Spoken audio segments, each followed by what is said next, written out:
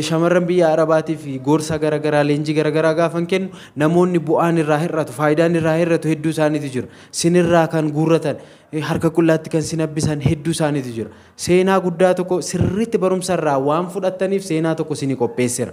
Viidiyoo isaa siniin gadhiisa. Waggaa 13 guutuu biyya Arabaa teessee waan ishii mudate jechaadha gaafa biyyatti galtu. Ilaala.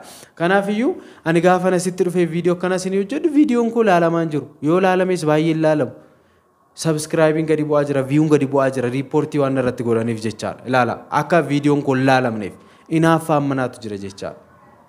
Ilaala. An dhugaan sinin jedha jijjiirama namaa jibbeen beeku. Guddina namaa jibbeen beeku. Namatti inaafeen beeku. Namni garuu akkan isaanitti inaafu akkan guddina isaanii hin barbaannetti kan laalan jiru jechaadha. Dhugaan sinin jedhan YouTube amma ilaalaa jirtan YouTube gurguddaa jedhama afaan Oromoo duuba kanan dhabameen jiru jechaadha. Sirreessuudhaan isaan gargaaruudhaan yoo kana gootan jedhee TikTokii garagaraa nama hin gargaarren qabu garuu inaaftu kanan horadha jechaadha. Ani dafqeen jechaadha. Dhugaan sinin jedha xaariin YouTube kanatti xaarii anaaf Waaqayyo beeka jechaadha.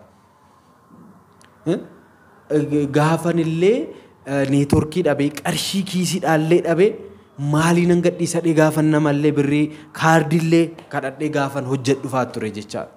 Neetworkiin gaafa guutumaa biyyaatiillee badullee kanaan dura lubbuu isaa yeroo artiist Hacaaluu Hundeessaa du'ellee neetworkiin akkas naannoo ji'a tokkoof daataan badee ture jechaadha. Naannoo nuti jirruttis yeroo sunillee aarsaa ni kaffalaa ture. Silkiin koo mana namaafaa bulaa ture. Mana nama wifi qabu gadhiiseen itti kennaa ganaman fudha jechaadha. Halkan akkanaa gadhiisaa bul jedheen aarsaa hedduu kaffaleera jechaadha YouTube kanaaf. Garuu inaaftuu kanan horadhe jechaadha. Kanaafiyyuu ammas taanaan karoora hedduu qaba. Otoon sinitti agarsiisee jechaadhaan karooran baasee kanan barreessee kaa keessattuu shamarran biyya Arabaa jiraniif dhiirota biyya alaa garagaraa jiraniif akkamitti akkasii amma dhiironni biyya alaa garagaraa jiran tarii viidiyoo kana ilaaluu dandeessu. Umuriin 30-40 ol kan ta'e ayina xilaa ta'u waan garagaraatiin qabamanii biyya hambaatti hafanii waggaa 50-60 keessa kan of baran osoo hin fuudhiin osoo maatiin horatiin kan of baran hedduu isaaniitu jira. Isaanillee akka dammaqaniif maaliif waggaa 30 isaaniitti maa fuudhuu hin dandeenye 35 25 olitti maa fuudhuu hin dandeenye osoo hojjetanii osoo qarshii ari'anii shamarran biyya alaa Ameerikaa Awurooppaa eessa bakka garagaraa jiran hedduun isaanii kan gaa'ela soon dhaabbatiin hanga har'aa jiran hedduu isaaniitu jira jecha isaaniif illee barumsa ta'u. Keessattuu obboloota keenya biyya Arabaa keessa jirtan rakkattan hojii garagaraarra jirtan immoo isiniif kaka'umsa guguddaa kan ta'u barumsa baay'ee qabadha qopheesseen ture garuu riipoortiin irratti godhamaara. Isin laayikii naa gochaan jirtan akkamii isinii dabarsu akka gadi deemu chaaneliin koo osoon faarfannaa qofa gadhiise ani koo har'a piraankii garagaraa diraama waan addunyaa osoon gadhiise yoona meeqa miliyoona tokko nan galan tureen jechaadha. Garuu waan hafuuraa kana qabadheen sirriitti na hubadhaa. Maaliif ani YouTube kanaan inaaftota hedduu horadheera jechaadha. Kan na jibban hedduu horadheera jechaadha. Gaafa na argan ilkaaniin natti kolfuu keessa isaaniitti garuu kan aalbee natti qaran hedduu isaanii horadheera. Sambeetuu biidhaan jechaadha. Sababbii isaanii ani waan hin hojjedheef ani waan hin jijjiirameef kana gaafa isiniin jedhu subscribe 50 ol hin qaban. Har'a YouTube afaan Oromoo jiran keessaa sirriitti adda durummaadhaan kan waamamu kan kooti.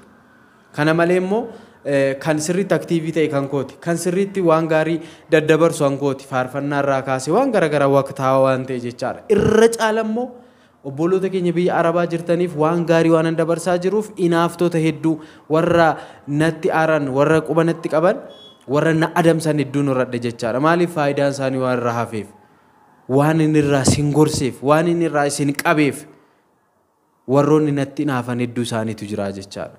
Kan na jibban kan maqaa na xureessan jechaadha. YouTubein koos akka gadi deemu riipoortii gochuudhaan jechaadha. Isin immoo laayikii godhaa gaafaadhaan hin dhageessan hin gootan akka sirriitti ilaalamuuf nama hedduu bira akka ga'uuf jechaadha. Kanaaf ammas laayikii godhaa subscribe godhaa warri subscribing goone jechaadha. Waan baay'eetti ta'eera YouTube kanatti jechaadha. Ani bakka dhiigatti tufee YouTube kanaas hin ga'e malee ciisee miti. Hedduun isaanii YouTube nuubanii YouTube akkas nama hedduun naan jedha hin hojjetan gaafa bantaniifis hin hojjetan an keessan laalanii naafu jechaadha. Akkasirra hojjechuudha. Argitanii kanaafiyyuu adaraan siniin jedhaa sirriitti sheer naa godhaa laayikii naa godhaa siniin jechuun barbaada. Samoona sammaan akkuma sila jedhe silkii dhabeen silkiin koo tokko na jalaa cabeeti jechaadha iskiriin isaa.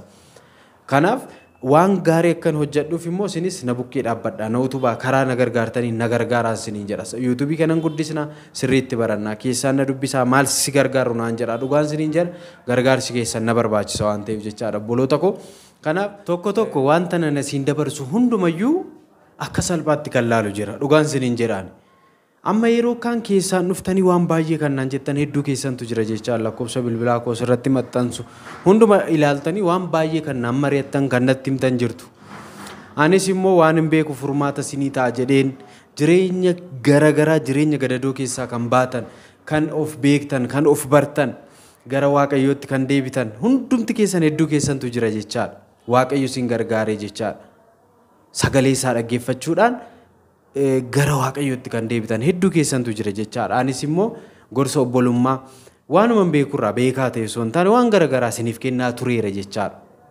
keessattuu ammas ani yeroo baay'ee kanan dubbadhu obboloota keenya biyya arabaa jirtaniif jechaadha waan baay'ee kaasaan ture waan baay'ee haasaan ture jechaadha akka of jijjiirtaniif akka nama taataniif akka seenaan keessan jijjiiramuuf jechaadha sababbiin isaa dhugaan isiniin jedha parsantii 100 keessaa parsantii 90 jireenya moof jechaadha obboloonni shamarran arabaa biyya arabaa deemtan jechaadha keessattuu maatii hiyyeessaa keessaa kan bahanidha jechaadha parsantii hedduun abbaan ija namaa laalee qaansiraa hojjetee dhagaa falatee qotiyyoo tokko qabu yookaan ximdii tokkorraa qambara tokkotti hambisee qambara tokkorraa gurguree haa deemtuuf haa jijjiirtu anaafis haa jijjiirtu jedhee mana citaa keessaa kan ba'e jiraachuu danda'a qorqorroo ijaaruuf maatii isaatiif barumsa addaan kutan hundi keessan amma kutaa 8 gaditti kan dhiistan jirtu kutaa 10 gadi kan dhiistan jirtu jechaadha hedduun keessan immoo yuunivarsiitii fixanii hojiin dhabame biyyaan baa kan deemtan hedduu keessantu jira jechaadha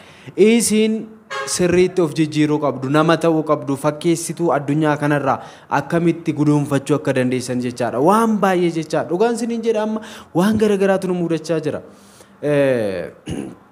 samoonuma kana mucaan kun namaayii kan jette tokko jira obboleettii keenya tokkotu karaa tiiktookii koomentii hiriyoota koo wajjin suura ka'anii poost godhan irratti waa tokko kaaste baay'eedhuma tokko na ajaa'ibe jechaadha mucaan kun namaayii ani nama maalitti isa beektaa ati biyyi kees inni akkasi walirraa fagoodha sayyuu godina tokkollee miti nan beektu ishiin beeku anuun beekom maal akka fakkaattu maal ishiin beeku ilaala maaliif waan namni waan guddaan sinii kaasuuf nama waan namni jedhuun dhageesse jechaadha amma namoonni tokko waa gaafanan asiin waa'ee ijoollee shamarran biyya arabaa akkamitti akka namarraa fagaachuu qabdan akkamitti akka guduunfachuu qabdan akkamitti akka sirriitti hojjechuu qabdan gaafa isinitti hime dhugaan isiniin jedha arrabatu na eeggata jechaadha ciniinnaatu na eeggata jechaadha bakka hin gubatu hin oollatu akkas ta'u jechaadha sababbi isaa warroonni bu'aan itti irratu faayidaan itti irratu hedduu isaaniitu waan jiruuf jechaadha dhugaan isiniin jedha gaafa nani kana dhufee akkana isiniin jedhu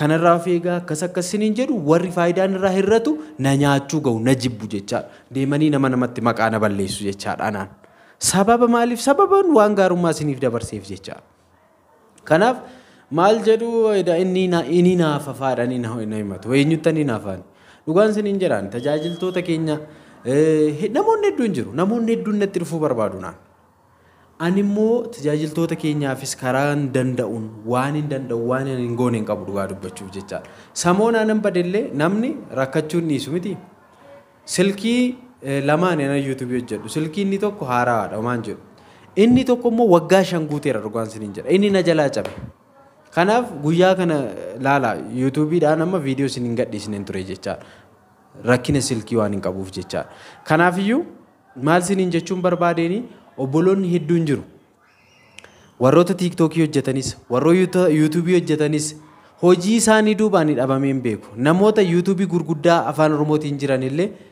dudduuba isaanii jiran waan hin beekuun gargaaraa akkas godhaa jechaa gorsaa dawwaleen illee maalla akkas gochaa jirta yoo akkana goote sii guddata akkas jedhee nama hedduun utuba jechaa garuu naannaanii hunduu kufaatii namaa malee jabina namaa kan barbaadu hin jiru hubadhaa jireenya keessan keessatti namaafis gaarii oola akka barbaadanis nama gargaara akka barbaadan nama wajjin ta'a kufaatii keessan barbaada namni sun jechaadha hunda ta'uu baatus waan baay'een na mudataa jira jechaadha kanaaf gaafa namaaf gaarummaa oolu namni sun naanna'ee akkamitti anaan hadheessu anaan na kuffisuu barbaada jechaadha maaliif isaanin caale ta'uun beekon fakkeenyaaf karaa YouTube ani milkaa'eera kana gaafa isiniin jedhu amma subscribe 57 8 galuuf garuu akka hojii kootti kunuu salphaadha xinnoodha jechaadha.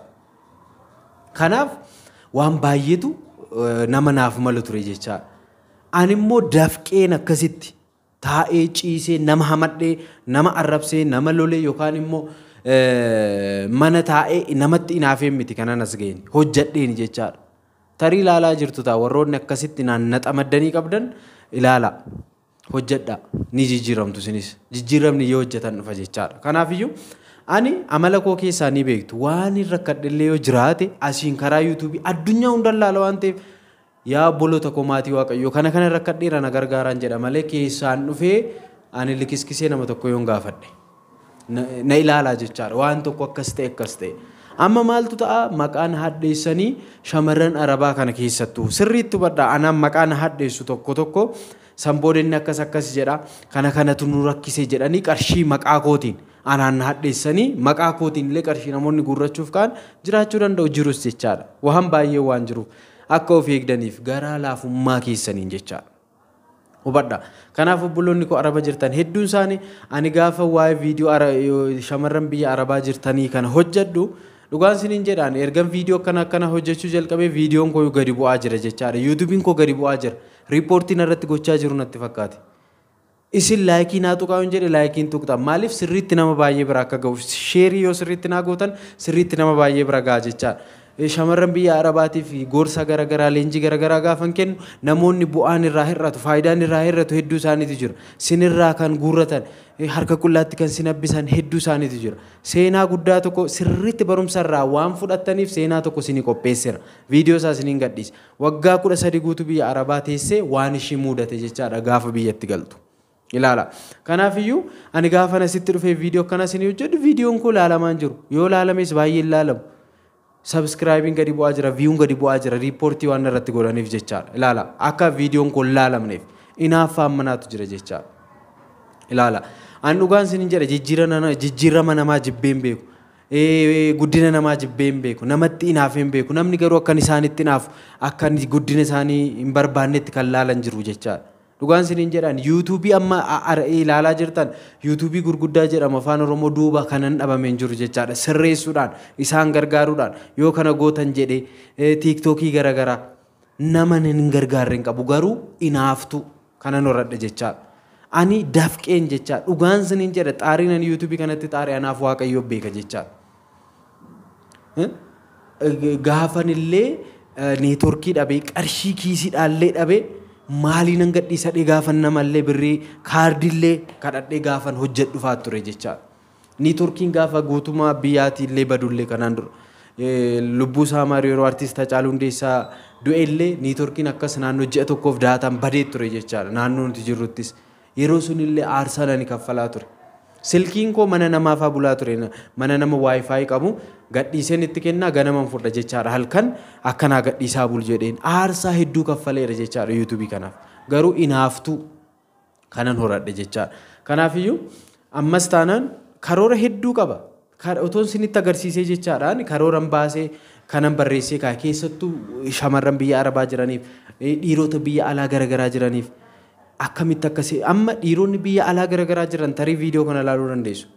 Umuriin 30-40 ol kan ta'e ayina xilaa ta'u waan garagaraatiin qabamanii biyya hambaatti hafanii waggaa 50-60 keessa kan of baran osoo hin fuudhiin osoo maatiin horatiin kan of baran hedduu isaaniitu jira. Isaanillee akka dammaqaniif maaliif waggaa 30 isaaniitti maa fuudhuu hin dandeenye 35 olitti maa fuudhuu hin dandeenye osoo hojjetanii osoo qarshii ari'anii shamarran biyya alaa Ameerikaa Awurooppaa eessa bakka garagaraa jiran hedduun isaanii kan gaa'ela soon dhaabbatiin hanga har'aa jiran hedduu isaaniitu jira jecha isaaniif illee barumsa ta'u.